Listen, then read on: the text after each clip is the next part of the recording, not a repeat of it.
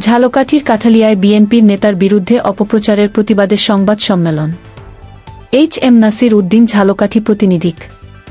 ঝালকাঠির কাঠালিয়ায় বিএনপির নেতার বিরুদ্ধে অপপ্রচারের প্রতিবাদে সংবাদ সম্মেলন অনুষ্ঠিত হয়েছে। আজ ২৮ জুলাই সকালে কাঠালিয়া প্রেসক্লাবে এই সংবাদ সম্মেলন অনুষ্ঠিত হয়।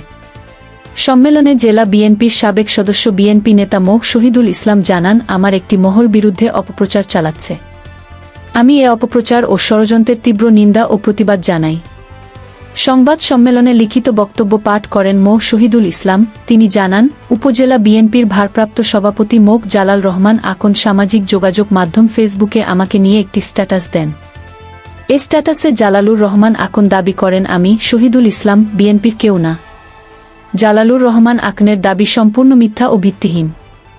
তার এ স্ট্যাটাস সম্পর্কে উপজেলা বিএনপির নেতাদের কাছে জানতে চাইলে তারা জালালুর রহমানের ব্যক্তিগত মত উল্লেখ করেন এবং এটা উপজেলা বিএনপি এর সাথে সম্পৃক্ত না।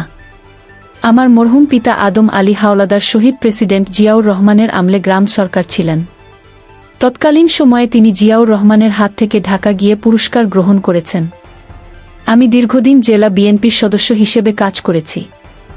আমার শ্বশুর মরহুম রফিকুল ইসলাম মিরন সিকদার উপজেলা বিএনপি দীর্ঘ ৩ দশক সভাপতির দায়িত্ব পালন করেছেন।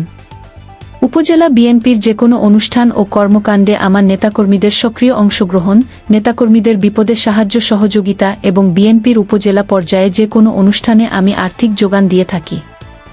আমি আসন্ন উপজেলা পরিষদ নির্বাচনে চেয়ারম্যান প্রার্থী হতে চাই, তাই আমার বিরুদ্ধে এ অপপ্রচার চালানো হচ্ছে।